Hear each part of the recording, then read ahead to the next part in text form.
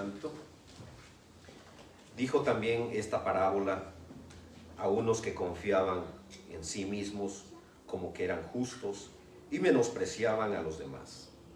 Dos hombres subieron al templo a orar, uno era fariseo y el otro era publicano. El fariseo de pie oraba consigo mismo de esta manera: Dios, te doy gracias porque no soy como los demás hombres, ladrones, injustos, adúlteros, ni aun como este publicano. Ayuno 2 veces a la semana, doy diezmos de todo lo que poseo.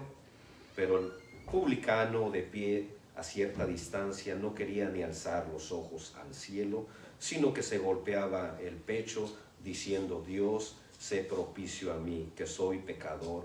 Os digo que este descendió a casa justificado en lugar del primero, porque cualquiera que se enaltece será humillado y cualquiera que se humilla será enaltecido. Oremos. Amado Dios, gracias te damos por este hermoso tiempo en congregación, en coinonía, como el cuerpo de Cristo que somos, amado Dios, y te pedimos que de igual manera podamos deleitarnos en tu palabra, atesorarla y recibirla con humildad, amado Dios, sabiendo que tu palabra es eficaz y que tiene el poder para salvar y para transformar, para edificarnos, para santificarnos para ti, amado Dios. Así que toma el control aún de mi persona, que no hable, Señor, cosas que no están escritas en tu palabra, sino que pueda ser tu Espíritu Santo guiándome hacia toda verdad, y que tu iglesia pueda estar receptiva con un corazón humilde y dispuesto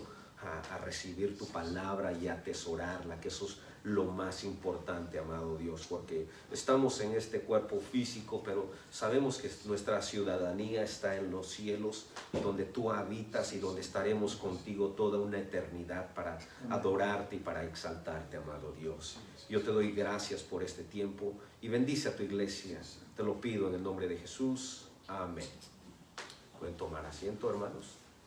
Y bueno, hermanos, hoy continuamos con el estudio que hablamos la semana anterior sobre la oración.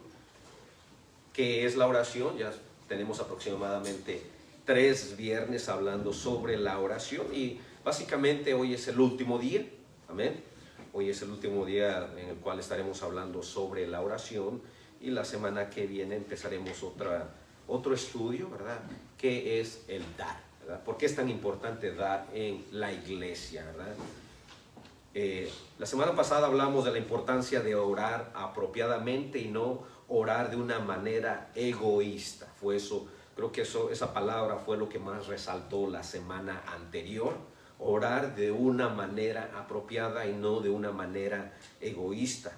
Y de igual manera, leímos ese texto que está en Santiago, ¿verdad? Capítulo 4, verso 1, donde dice: ¿qué es lo que causa las disputas y las peleas entre ustedes? ¿Acaso no surgen de los malos deseos que combaten en su interior? ¿Desean lo que no tienen, entonces traman y hasta matan para conseguirlo? ¿Envidian lo que otros tienen, pero no pueden obtenerlo? Por eso luchan y les hacen la guerra para quitárselo. Sin embargo, no tienen lo que desean porque no se lo piden a Dios. Aun cuando se lo piden, tampoco lo reciben porque lo piden con malas intenciones y desean solamente lo que les dará placer. Y ese placer es básicamente temporal. ¿Amén? Es lo que recalca Santiago 4:1. Muchas veces pedimos egoístamente para satisfacer nuestros deseos, ¿verdad? Carnales, de cómo ser, ¿verdad? Influyentes ante esta sociedad y este mundo que básicamente se mueve por lo material. Tanto vales, tanto tienes, ¿no? Y sabemos que algo que se mueve mucho en este mundo es el egoísmo. Es el egoísmo, y es algo que se puede mirar en todos lados. No importa lo que esté pasando a mi alrededor, lo más importante soy yo. Y eso es un egoísmo que va en contra de los principios bíblicos y que no tiene cabida dentro de una iglesia. Y no debería de ser así. Y muchas veces lo hay. Hay el preocuparnos más por uno mismo que por la iglesia. Cuando tenemos ejemplos tan claros, tan resaltantes sobre qué fue lo que hizo Jesucristo. Jesucristo dijo, perdónalos porque no saben lo que hacen. Jesucristo dijo, yo voy por ustedes a la cruz. Jesucristo se negó y se entregó, no fue egoísta. Jesús pudo haber dicho, no tengo necesidad de descender, no tengo necesidad de hacerme hombre. Pudo ser egoísta, Jesús no fue egoísta. Y es algo que tenemos que luchar día a día y es algo que tenemos que enseñarle a nuestros hijos a no ser egoístas, a que deben de compartir en todo. Y es algo que a nuestros hijos tenemos que enseñarles a hacer lo bueno y lo correcto, porque lo malo ya lo traen en su ADN. El egoísmo se denomina la actitud de quien manifiesta un excesivo amor por sí mismo y que solamente se ocupa de aquello que es para su propio interés y beneficio sin atender a las necesidades de los demás. Esa es una persona egoísta, ¿verdad? Y suele haber en todos lados. Es algo que es una plaga, ¿verdad? Que surge, ¿no?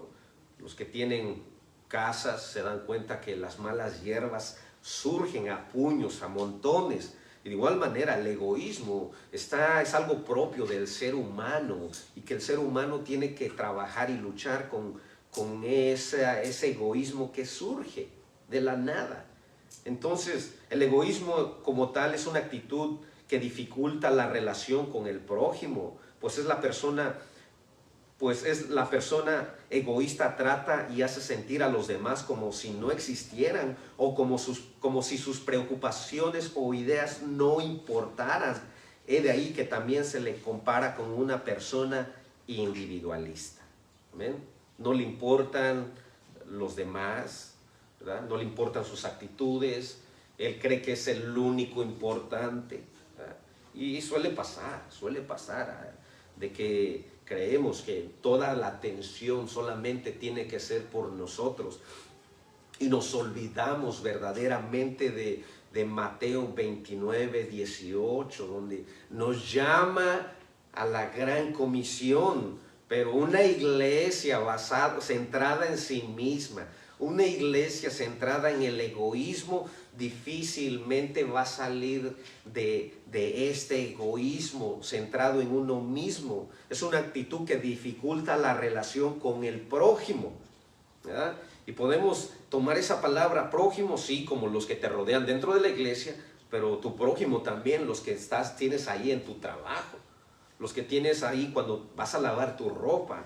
O sea, eso nos dificulta. ¿Por qué? Porque estamos centrados en nosotros mismos. Uno debe de orar siempre poniendo primero el reino de Dios y su voluntad. Una rogativa debe de hacerse conforme a la voluntad de Dios. Debemos preguntarnos, ¿lo que pido me servirá para ser mejor obrero en el Señor? ¿Necesito esto para que el reino de Dios crezca? ¿Cómo estamos orando y cómo estamos pidiendo? Porque basado en lo que dice Juan capítulo 6, verso 38, que es bien claro, porque he descendido del cielo no para hacer mi voluntad, sino la voluntad del que me envió. ¿Amén? Estas son palabras de nuestro Señor Jesucristo. Y el mayor ejemplo, ¿verdad? Podemos tomar grandes ejemplos de los apóstoles, ¿verdad? Mirar su vida, su sacrificio, su entrega, hombres usados por Dios, por el Espíritu Santo. Pero el mayor ejemplo que tenemos, ¿verdad? Al hablar de sumisión, al hablar de entrega, al hablar de valentía, el mayor ejemplo es nuestro Señor Jesucristo. Ahora comparemos nuestra vida juntamente con Él. Es fácil muchas veces compararnos con nuestra propia esposa, ¿no? O con nuestro hermano de la propia iglesia y decir, bueno, mi hermano en Cristo pues nunca viene a la iglesia, yo por lo menos voy a la iglesia, ¿no? No, debemos de compararnos con Cristo y nos vamos a dar cuenta que nuestra medida queda muy pequeña al lado de Jesucristo. Dice, porque he descendido del cielo no para hacer mi voluntad, sino la voluntad del que me envió. Esa es la voluntad. Y Cristo vino, se hizo hombre y terminó la voluntad del Padre.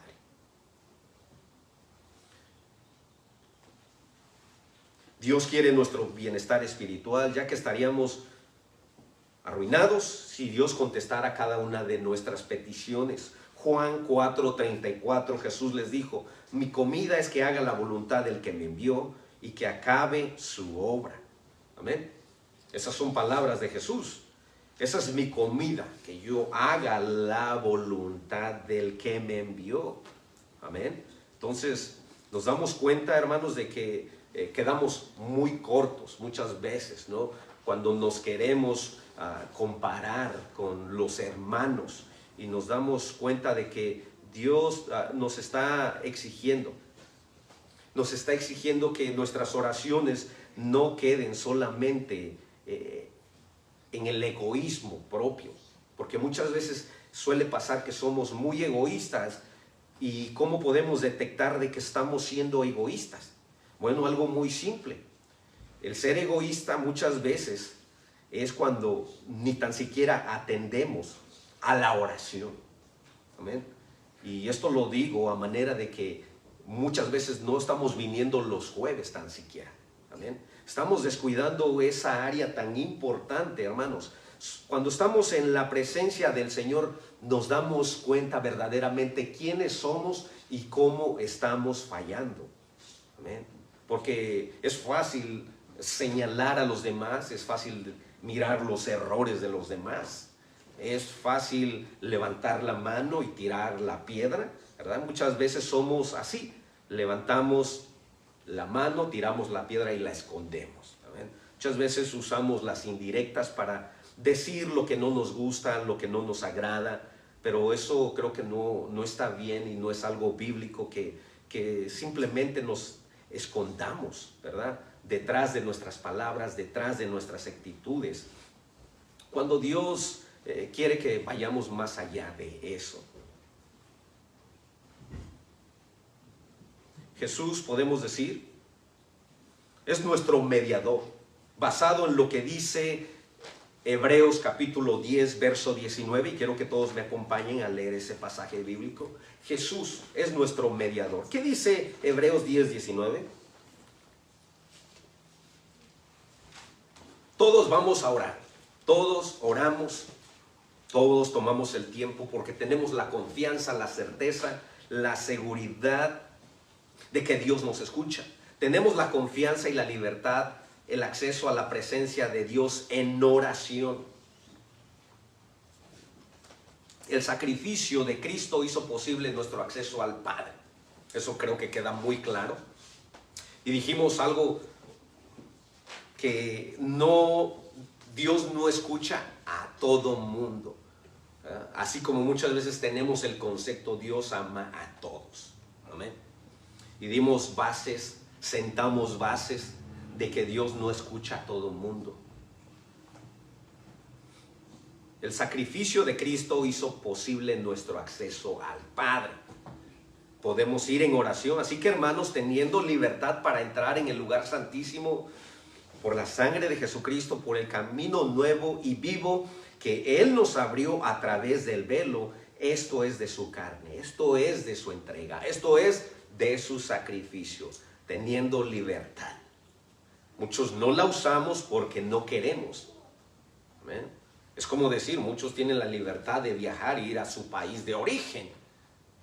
Ahora, muchos tenemos ese derecho, ese privilegio y la libertad de hablar y de orar con Dios para entrar al lugar santísimo, y no lo hacemos. Hebreos capítulo 9, verso 8 nos dice que el camino al lugar santísimo no estaba abierto mientras el tabernáculo estaba en pie, o sea, antes de que Cristo viniera a la tierra, mas ahora por su muerte y su resurrección Él abrió esta nueva línea de comunicación entre el cielo y la tierra. Amén. Tenemos un acceso directo. Ahora con Cristo, Hebreos 9:11, ahora con Cristo, nuestro sumo sacerdote, podemos llegar directamente a Dios por medio de la oración. Amén. Por medio de Jesucristo tenemos acceso. Podemos llegar a Dios por medio de nuestras oraciones, y esto es gracias a la obra redentora de Jesucristo. Primera de Timoteo capítulo 2, verso 5, porque hay un solo Dios y un solo mediador entre Dios y los hombres, Jesucristo hombre. Así también podemos decir que Cristo es nuestro abogado y mediador. Cristo es nuestro intercesor ante el trono de Dios. Tenemos alguien que intercede.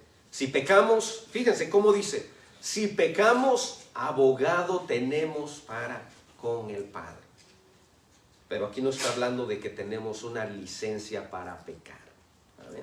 Si pecamos, porque muchas veces confundimos esa palabra, ¿verdad? De que tenemos la licencia para hacer y deshacer. No, todos pecamos y tenemos un abogado, pero por eso Dios nos llama a apartarnos. Dios nos llama para ser santificados, para guardarnos para Él.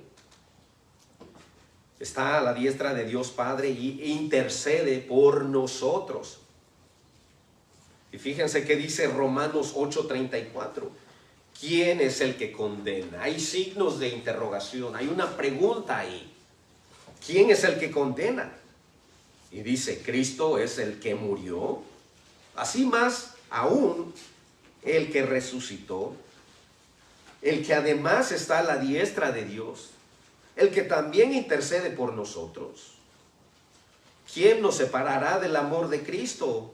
¿Tribulación o angustia o persecución o hambre o desnudez o peligro o espada? ¿Quién nos va a separar? Cristo es el que murió, Cristo es el que resucitó, Cristo es el que está a la diestra de Dios Padre, pero aún así Él es el que intercede por nosotros. Tenemos un abogado, tenemos un intercesor, pero aún más que eso tenemos a un Padre. Tenemos a nuestro Padre que nos escucha y que está en todo momento con nosotros. Cristo ha sido exaltado a una posición sobre toda criatura en el universo. Cristo.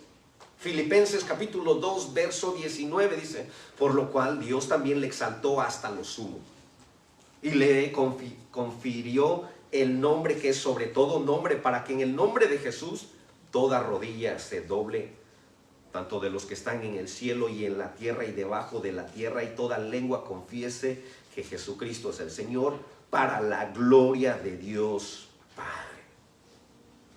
Delante de Él.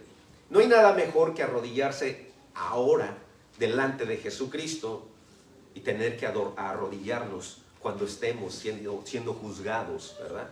Delante de Él y reconocer, ¿verdad?, que Él es Dios. Nosotros nos arrodillamos, nos humillamos y exaltamos su nombre porque hemos entendido que todo procede de Jesucristo. Todo procede de Jesucristo. Por eso cuando voy a Dios en el nombre de Cristo, voy en el nombre de los redimidos por Cristo. Yo puedo ir amparado al trono de Dios por medio de Él. Si morimos, tenemos la confianza, la certeza de que vamos con Dios. No hay peor incertidumbre, hermanos. Hay incertidumbre muchas veces cuando ¿qué va a pasar el día de mañana? ¿Qué pasa si verdaderamente en un año viene la recesión? Hay incertidumbre, pero no hay peor incertidumbre el no saber cuando mueras a dónde vas a ir. Creo que eso es lo que causa mayor temor, frustración, es lo que causa el estrés y la pérdida de sueño, simplemente de saber si muero, cómo voy a morir. Pero cuando estás en Cristo, tienes esa certeza de decir, bueno, si muero, voy con Cristo, voy a la presencia de Dios. Y creo que eso es algo que nos alenta, que nos ayuda. Si Cristo no hubiese resucitado, seríamos los más dignos de conmiseración. Teniendo pues un gran sumo sacerdote, Hebreos 4:14 dice, teniendo un gran sumo sacerdote que trascendió los cielos, Jesús, el Hijo de Dios, dice, retengamos nuestra fe, porque no tenemos un sumo sacerdote que no pueda compadecerse de nuestras flaquezas, sino uno que ha sido tentado en todo como nosotros, pero sin pecado. Cristo ha sido tentado en todo, pero sin pecado. Por tanto, acerquémonos con confianza al trono de la gracia, para que recibamos misericordia y hallemos gracia y ayuda oportuna. Acerquémonos a Él en confianza. Mis hijos vienen a mí en confianza, ¿verdad? No hay nada que los limite, no hay ningún obstáculo. De igual manera, ¿verdad? Muchas veces somos como ese publicano donde no podía alzar ni los ojos, ¿verdad? Por sus pecados, pero nos damos cuenta que muchas veces nos separan nuestros pecados de Cristo, pero cuando vamos humillados y pedimos perdón, ya no hay nada que nos separe. Mis pecados han sido lavados con la sangre de Jesucristo. Y si han sido lavados, no hay ningún obstáculo el cual me impida llegar a Dios. No hay algo que obstaculice mis oraciones. Esto quiere decir que he sido limpiado y hecho digno por Él de estar en su presencia, en la presencia de Dios.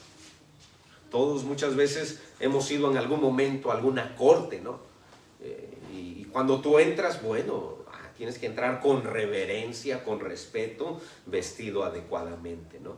Pero aquí tenemos un juez, el cual le merecemos honor, respeto, y merece toda la gloria, y debemos de ir con Él, ¿verdad? Con confianza, ¿verdad?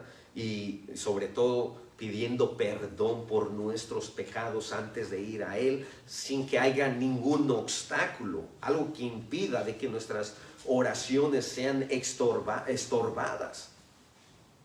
Apocalipsis capítulo 1, verso 5 dice: y de Jesucristo es el testigo fiel de estas cosas, el primero en resucitar de los muertos. Fíjense bien, Apocalipsis capítulo 1, verso 5. Y de Jesucristo, está haciendo hincapié, y de Jesucristo es el testigo fiel de estas cosas, el primero en resucitar de los muertos y el gobernante de todos los reyes del mundo. Fíjense, y el gobernante de todos los reyes del mundo. Toda la gloria sea al que nos ama y nos ha libertado de nuestros pecados al derramar su sangre por nosotros. Ese es Jesucristo, que derramó su sangre por nosotros, ¿verdad? El testigo fiel, el que gobierna sobre todos los reyes. El que gobierna sobre todos los reyes. Por estas razones nuestras oraciones deben ser presentadas siempre en el nombre y por la autoridad de Jesucristo, nuestro sumo sacerdote, mediador, salvador y Señor. Ese es nuestro Señor Jesucristo. Hebreos 9:14 dice: por cuanto más la sangre de Cristo, el cual por el Espíritu eterno se ofreció por sí mismo sin mancha a Dios, purificará vuestras conciencias de obras muertas para servir a Dios. Teníamos obras muertas. Queríamos ganarnos la vida eterna por obras muertas, pero ahora dice que estamos para vivir al Dios vivo. Hay muchos dioses y creo de antemano que todo mundo le ora a sus dioses, pero sabemos que la oración no es algo de alguna religión más. Puedo decir firmemente, basado en las Escrituras, que la oración es única y le pertenece a la iglesia cristiana. Y alguien me puede decir: ¿y cómo sabes que eso es único de la iglesia cristiana? Bueno, al inicio del estudio yo fui muy claro. ¿Desde cuándo está registrado las primeras oraciones? ¿Cómo el hombre empezó a invocar a Dios? Y fui muy claro. Yo empecé a decir que los primeros hombres, los primeros descendientes de Adán, ¿verdad?, empezaron a invocar a Dios desde ahí. El día de hoy, claro, hay mormones, hay testigos de Jehová, los católicos, todo el mundo puede orar, ¿verdad? Pero sabemos bien que muchas veces Dios no escucha, y muchos le oran a sus dioses paganos, hechos de madera, hechos de metal, de piedra, pero sabemos que hay solamente un Dios, el cual nos escucha. Jesús dijo a sus discípulos, y fue muy claro, en Marcos 11:24: por tanto os digo que todo lo que pidieren orando, creer que lo recibiréis y os vendrá. Oremos creyendo, ¿verdad? Creyendo, ¿verdad? Pero hay un pero, y podemos hacer un paréntesis en todo esto, basado en lo que dijo Santiago. Santiago nos dice que el hombre debe de pedir con fe, no dudando de nada. ¿Qué es esa palabra dudando de nada? En Santiago 1, 6 y 8. Pero pida con fe, no dudando nada, porque el que duda es semejante a la onda del mar, que es arrastrada por el viento y echada de una parte a otra. No piense pues que quien tal haga, que recibirá cosa alguna del Señor. El hombre de doble ánimo es inconstante en todos sus caminos. Ahora aquí podemos tomarnos un minuto y meditar en lo que dice Santiago 1:6. ¿Qué dice? Que el que pida, pida con fe, no dudando de nada, porque el que duda es semejante a las ondas del mar.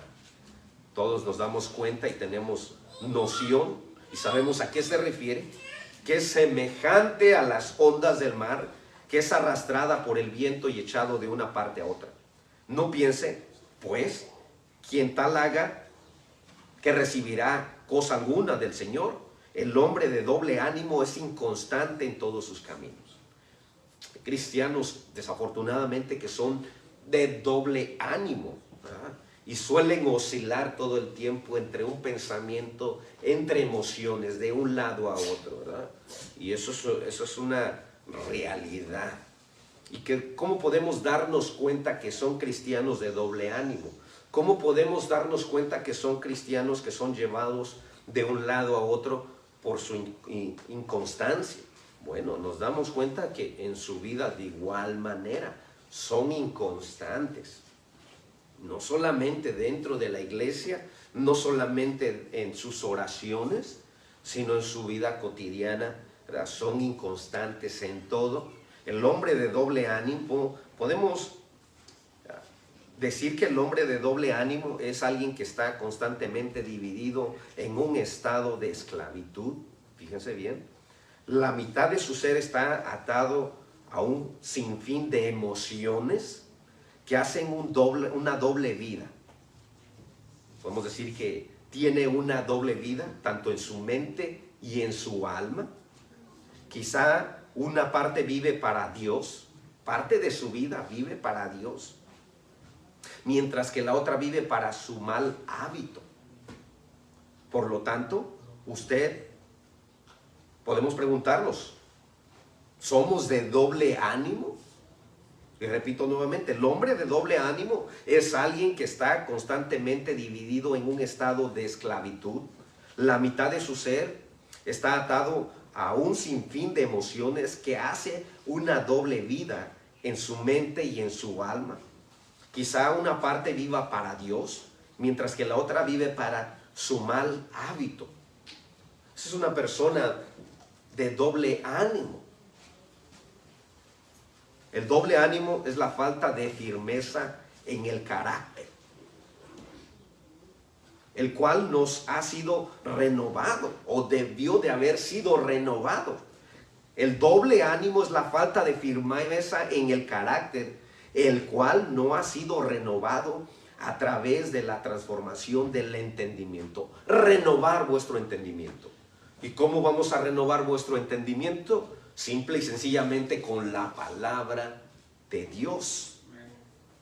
Dice, el doble ánimo es la falta de firmeza en el carácter, en el cual no ha sido renovado a través de la transformación del entendimiento. La persona se encuentra en el estado del viejo hombre y su característica principal es la inconstancia. Fíjense, la inconstancia. Una persona que es inconstante lo será en todos sus caminos, en todas las cosas que hace, en todos los ámbitos de su vida, en la familia, en el trabajo, en la congregación, en sus finanzas. Suele ser inconstante en todo. La palabra nos habla de que quien es así no ha entendido la palabra de Dios ni se ha expuesto completamente a la palabra de Dios. La palabra nos habla de quien así haga no recibirá cosa alguna del Señor. ¿Somos de doble ánimo? ¿Cómo estamos orando? Dice, el que pida, pida con fe.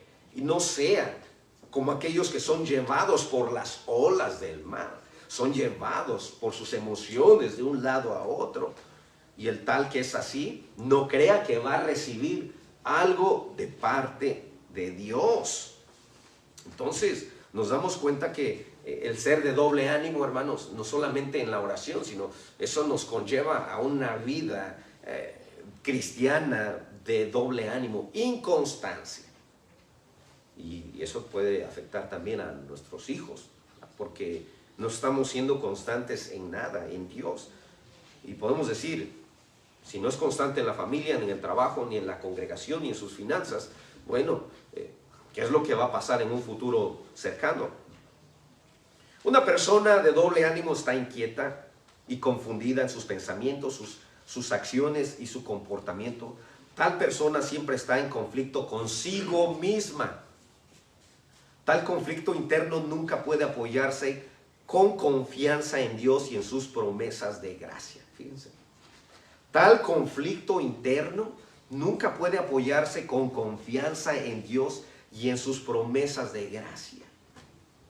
Amén.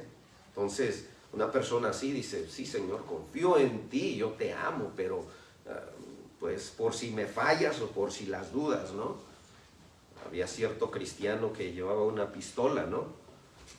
Y alguien le pregunta, ¿y para qué llevas esa pistola? Dice, por si me falla la fe, ¿no? Entonces, hay cristianos así, ¿no? Que por si les falla la fe llevan esa pistola, ¿verdad? Entonces, la vida cristiana no es así. No podemos aventajar, sino nuestra confianza tiene que ser firme, cimentada en Cristo, en la palabra, porque por lo contrario, hermanos, es triste no ser inconstante en todas las áreas de nuestra vida, ¿no? Lo más triste es llegar a Cristo y darnos cuenta que nunca hubo una verdadera entrega a Dios, a su obra, a su voluntad, que solamente vivimos una vida afanada, sin tomar en cuenta a Dios, sin oración, sin nada. Entonces, la oración va mucho más allá. No es para que Dios haga nuestra voluntad, más bien es para someter nuestra voluntad a Dios, a la palabra. Esa es la verdadera esencia de la oración. Hebreos capítulo 11, verso 6 dice de esta manera, pero sin fe es imposible agradar a Dios, porque es necesario que el que se acerca a Dios crea que le hay y que es galardonador de los que le buscan. Sin fe. Abraham, podemos ver la vida de Abraham. Abraham, Dios lo llamó, Dios le entregó, Dios le pidió su hijo y él confió. Él no titubeó. No titubeó en decir, Señor, ¿por qué me pides a mi hijo? Simplemente él confió y fue. Dijo, sal de tu parentela, se fue. Ahora, muchas veces Dios nos puede hablar en este momento y muchas veces dudamos si Dios nos está hablando. Pensamos que nos están diciendo las cosas porque no saben algo o por X cosa. El cristiano puede orar con fe porque va a Dios, que es el Todopoderoso y que puede contestar las oraciones de sus hijos. El cristiano puede orar con fe sabiendo que va al que lo ama y desea contestar sus peticiones. El cristiano sabe todas las razones para orar y cree que sus oraciones serán contestadas. Vamos a Dios porque sabemos que nos escucha. Sabemos que Él está ahí. Pero podemos decir algo muy importante. El cristiano debe mantener siempre en mente que la voluntad de Dios y su sabiduría guiarán a la respuesta de Dios. Eso debemos de tomarlo muy en cuenta en nuestra mente, que Dios y su sabiduría lo guiarán a la respuesta correcta de parte de Dios. Se debe orar con fe creyendo que Dios va a contestar nuestras oraciones, aunque parezca, y escuchemos bien esto creo que muchas veces en las iglesias el día de hoy no se dice, pero es bueno decirlo. Aunque parezca que Dios no ha contestado algunas de nuestras oraciones, Él sí contestó, solo que negativamente. Amén.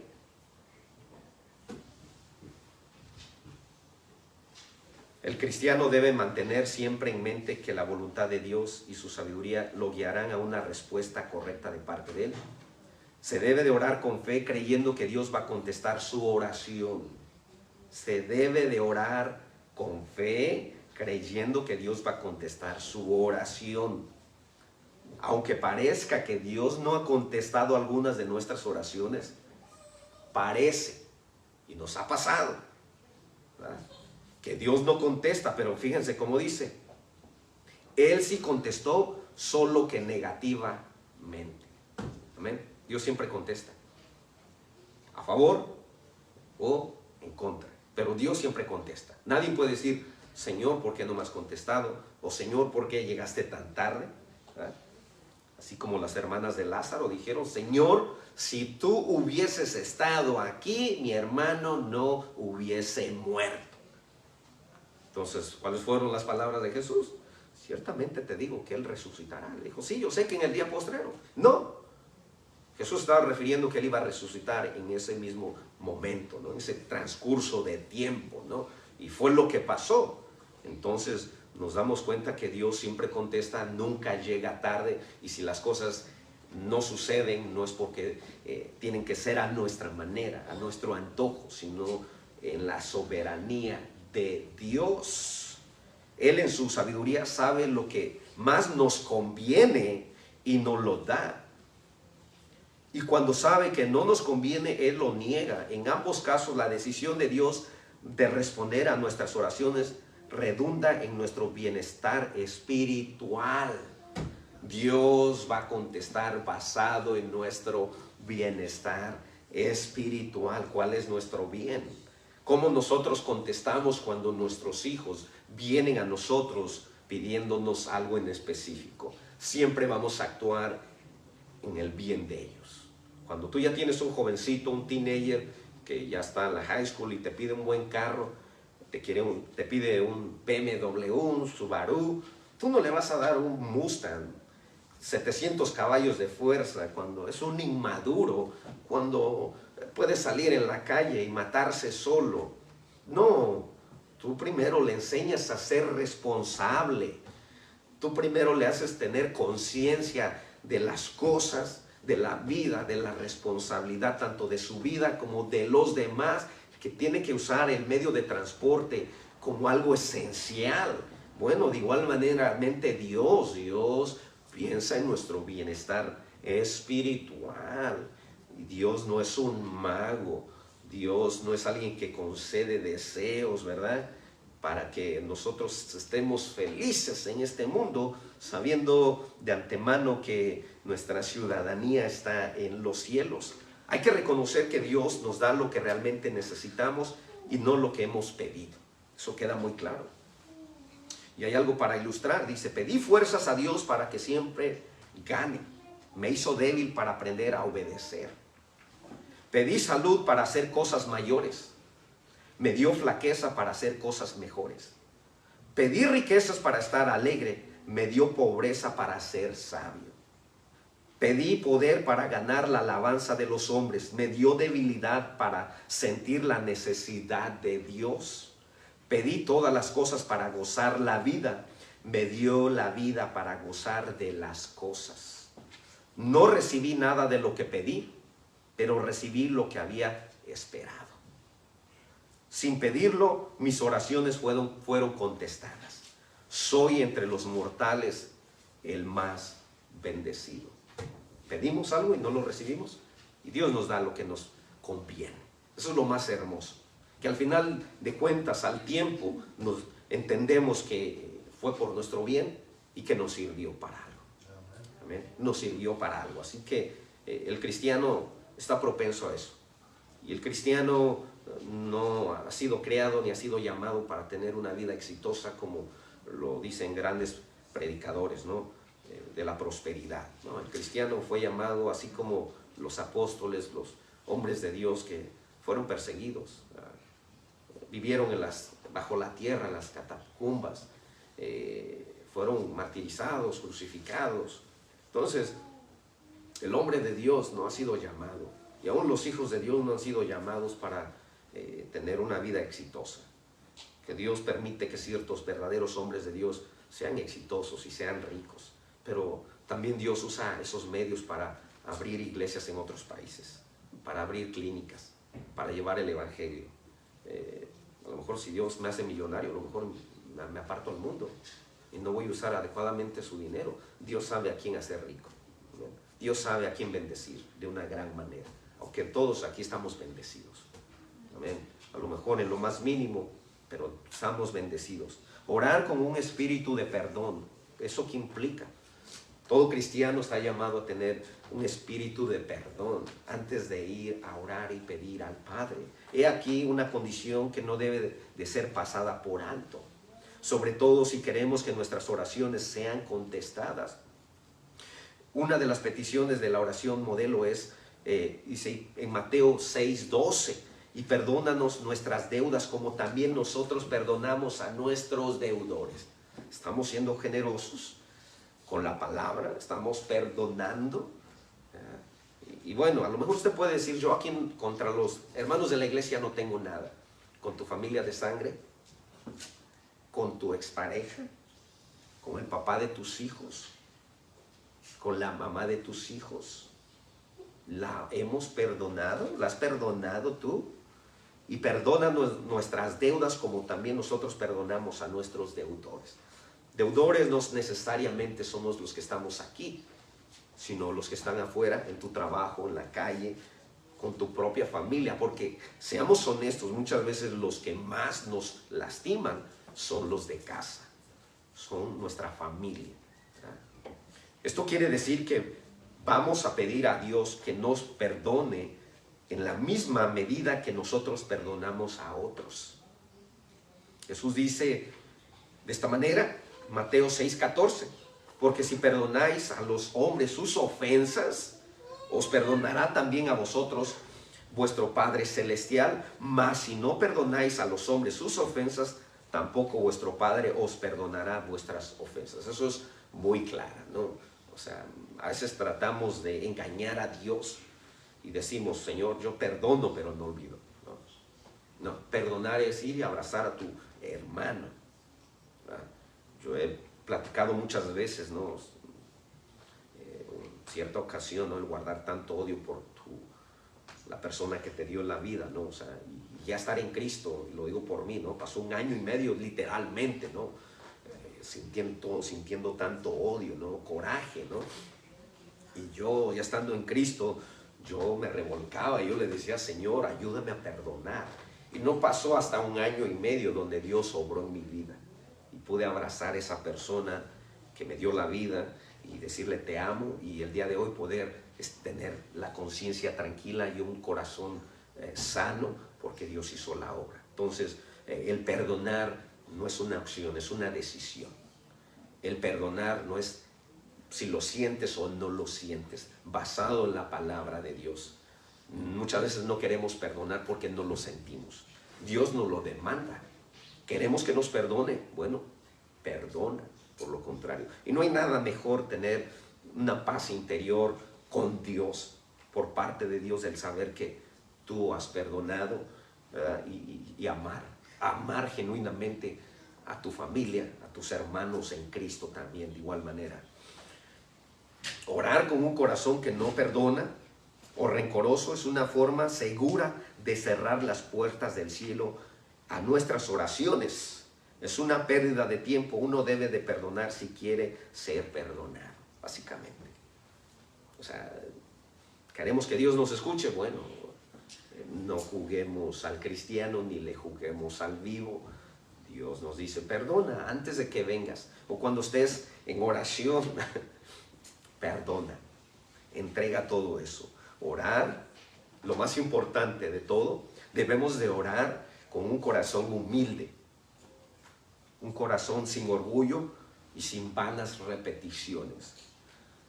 Quizá no hay pecado que deteste Dios, un pecado tan hipócrita, ¿verdad? De parte del hombre. Eso es lo que aborrece Dios.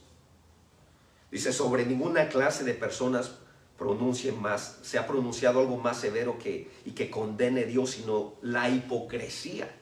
Algo que condena a Dios es la hipocresía de sus hijos.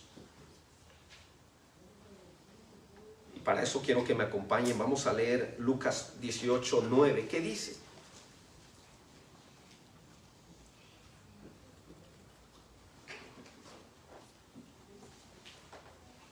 Debemos de orar sin orgullo, sin vanas repeticiones. A unos que confiaban en sí mismos como justos y menospreciaban a otros, dijo también esta parábola. 2 hombres subieron al templo a orar. Uno era fariseo, el otro era publicano.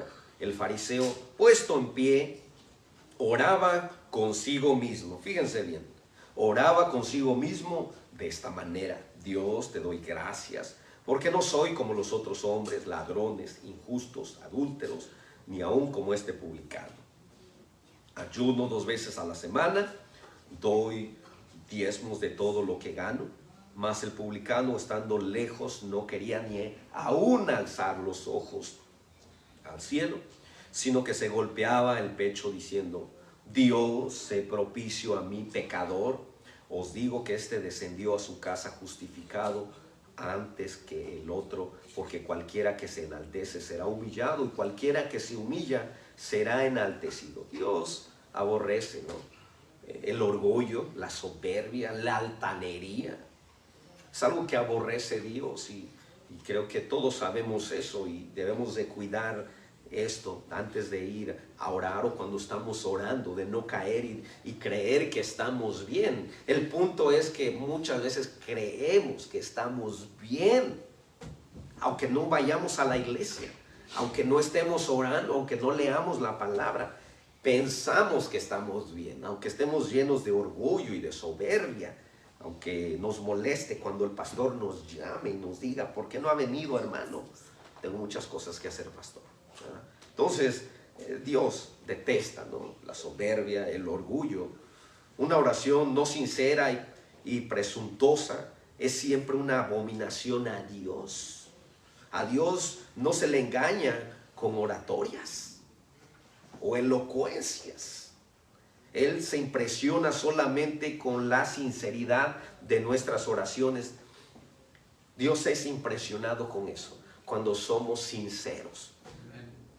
Es como, hermanos, si yo tengo un libro o yo tengo la Biblia abierta, ¿verdad?, hay algo que esté escondido ante mis ojos. Si tengo la Biblia abierta, la cual puedo mirar, observar detalladamente, puedo leer, no hay nada. Bueno, de igual manera nosotros somos como un libro abierto delante de Dios, el cual lo escudriña absolutamente todo y no hay nada oculto, ¿no? No hay nada escondido delante de Dios. Nuestras oraciones deben de ser siempre directas, sinceras delante de Dios. Una oración sincera, dicha con fe, elimina oraciones repetitivas e innecesarias. Jesús dijo a sus discípulos: y orando no uséis vanas repeticiones como los gentiles, que piensan que por su palabrería serán escuchados, serán oídos. Mateo 6:7. No usemos vanas repeticiones. Esto no quiere decir que no persistamos en la oración, no, de ninguna manera.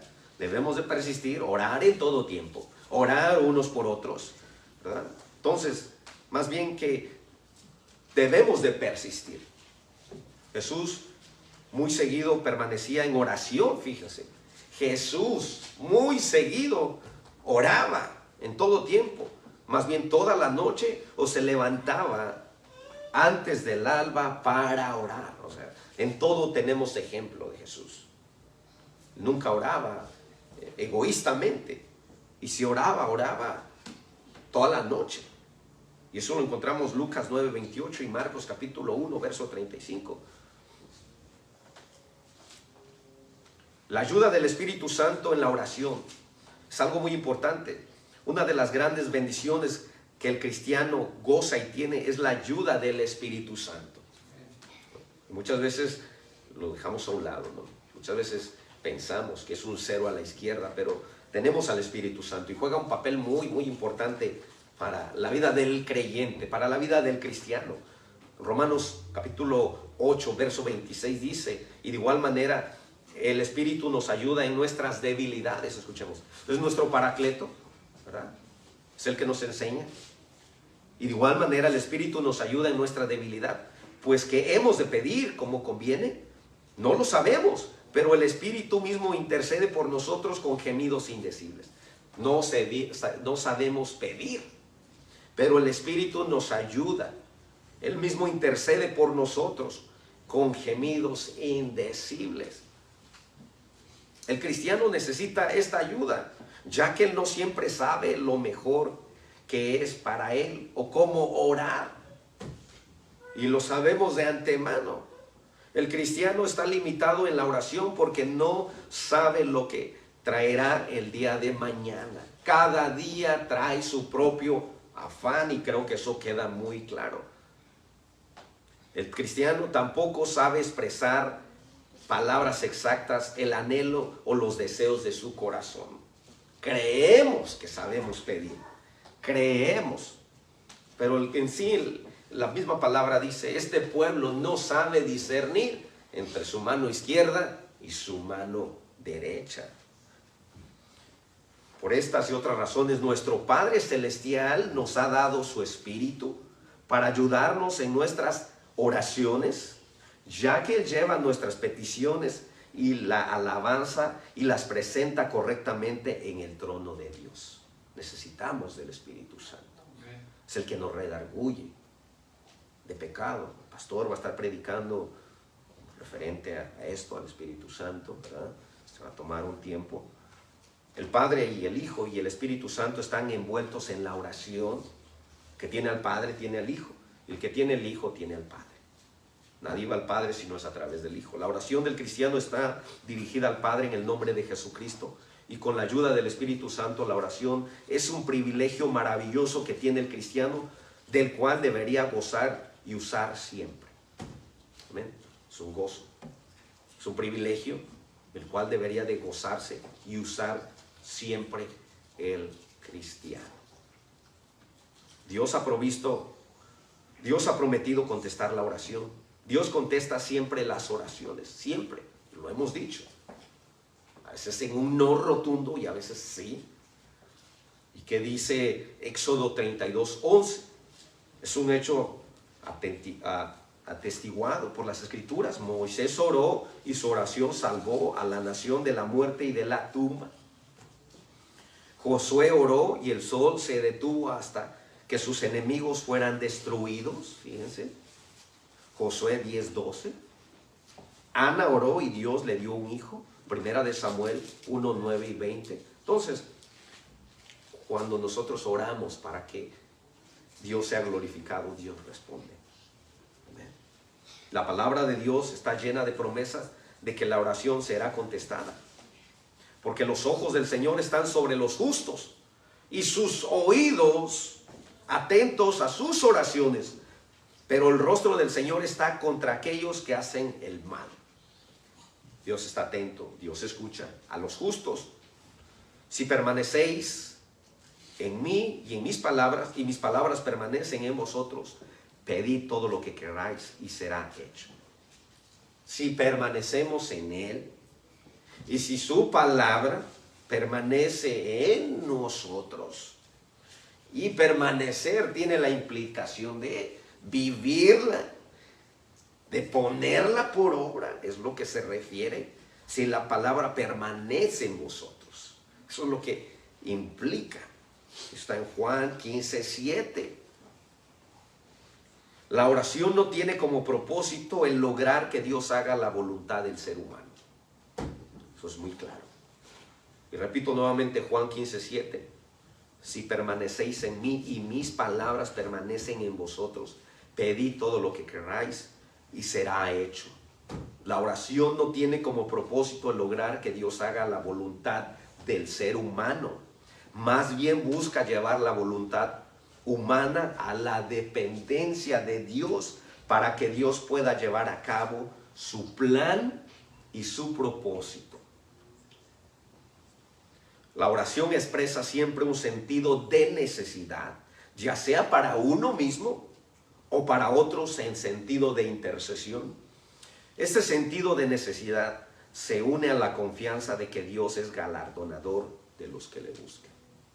Y una necesidad, orar unos por otros. Vaya que hay tanta necesidad dentro de la iglesia.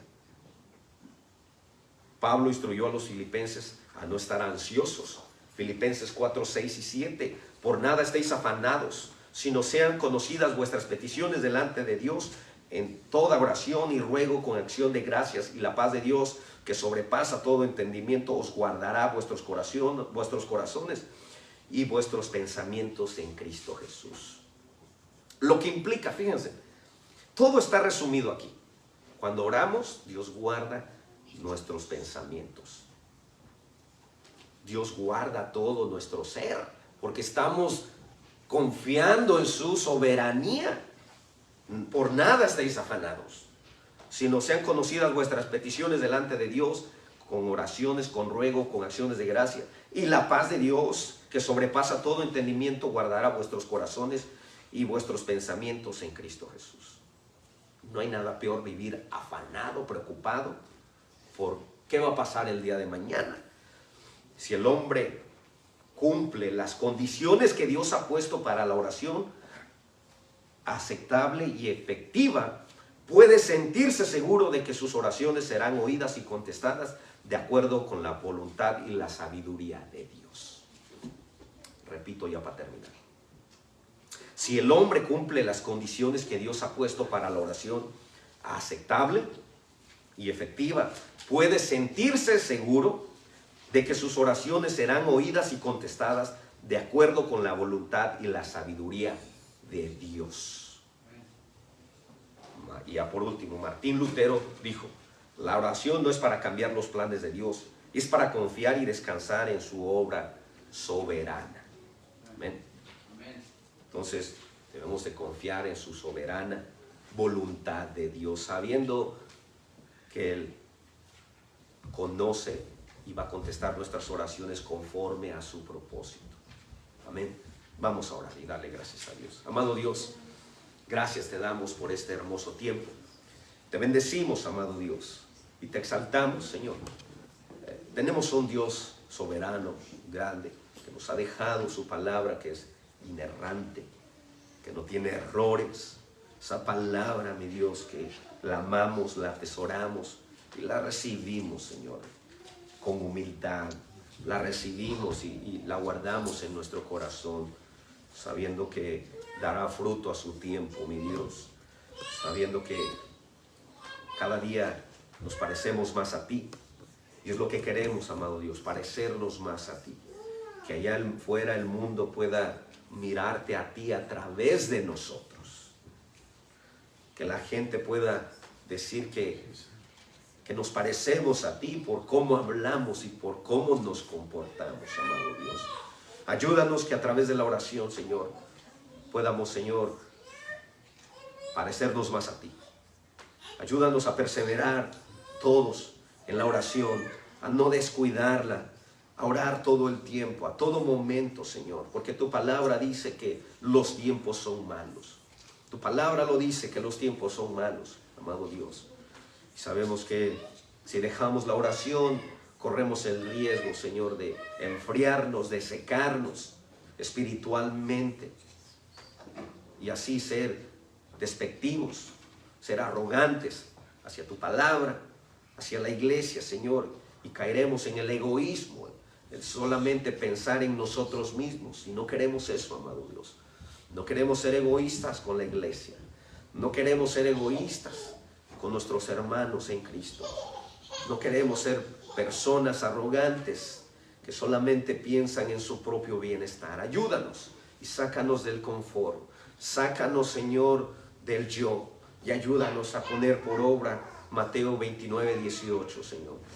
A predicar tu palabra en todo momento, a llevar las buenas nuevas de salvación, mi Dios, a no quedarnos callados. Y yo pongo delante de ti tu iglesia, Señor, para que tú obres, Señor, para que tú la edifiques, para que seas tú obrando en ella, Señor, porque en sí el hombre no puede hacer nada en sus propias fuerzas, sino eres tú a través de tu palabra que obra, Señor, que santifica, que salva, que justifica, amado Dios. Es tu palabra, Señor, digna de ser honrada y de ser glorificada, así como te glorificamos a ti, amado Dios. Recibe, Señor, el honor y la gloria en el poderoso nombre de Cristo Jesús.